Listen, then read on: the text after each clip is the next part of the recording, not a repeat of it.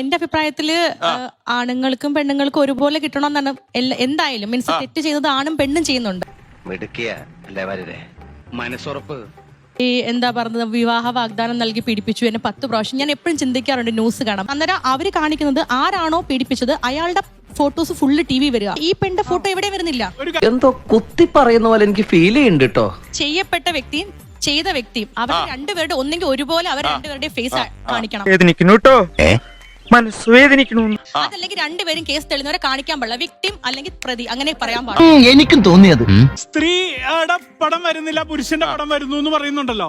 ഈ പുരുഷന്റെ പടം വന്നു കഴിഞ്ഞാലും അയാൾക്ക് കാര്യമായി ഒന്നും നഷ്ടപ്പെടുന്നില്ല. പണിയെടുത്ത് തിന്നണമെന്നൊക്കെ ആഗ്രഹമുണ്ട് സാറേ, പക്ഷെ പറഞ്ഞു പറ്റിച്ച് തിന്നാലേ വായിന്നിറങ്ങുള്ളൂ. ശീലായി.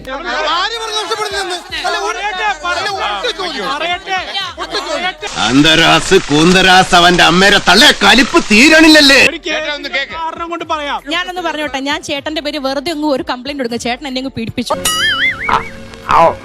ചേട്ടന്റെ ഫോട്ടോ ലോകം മൊത്തം കാണുന്നു. ചേട്ടന്റെ ഫാമിലി, ചേട്ടന്റെ സമൂഹം, ചേട്ടൻ ജീവിക്കുന്ന ജോലി സ്ഥലത്ത്, ചേട്ടന്റെ മക്കൾ, അവർക്ക് എന്തോരം ബുദ്ധിമുട്ടാണ്. പോയേ കയ്യിന്ന് പോയേ പിന്നെ പോയേ. അപ്പൊ ഞാൻ ചോദിക്കുന്നത്, ഇത് ജെനുവിൻ കേസാണെങ്കിൽ ശിക്ഷിക്കപ്പെടണം. പിന്നെ നാളെ കേസ് തെളിയുമ്പോഴല്ലേ ഞാൻ കള്ള കേസാ കൊടുത്തെന്നറിയുന്നത്. പക്ഷെ അതുവരെ നിങ്ങൾ അനുഭവിക്കുന്ന ട്രോമ ഭയങ്കര ട്രോമ. തിരിച്ചറിയാൻ പറ്റും എനിക്ക്.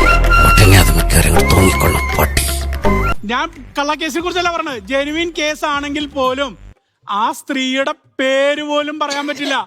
ഇങ്ങനെ എന്തെങ്കിലുമൊക്കെ പറയുമ്പോഴേ എന്റെ മനസ്സിനൊരു സന്തോഷം ഉണ്ടാവുള്ളൂ. ഞാൻ എന്റെ സന്തോഷം നോക്കിയപ്പോൾ വളരെ കൂളായി നടക്കുന്നുണ്ടെങ്കിൽ ഈ ആരോപണം ഉന്നയിച്ച ആൾക്കാർ വളരെ കൂളായി നടക്കുന്ന സർക്കാർ പരിപാടികളിൽ പങ്കെടുക്കുന്ന പരിപാടികളൊക്കെ ഒത്തില്ല. എന്താണ് ഒത്തില്ല? ആ മൂപ്പര് ഒപ്പിക്കാൻ നടക്കുക.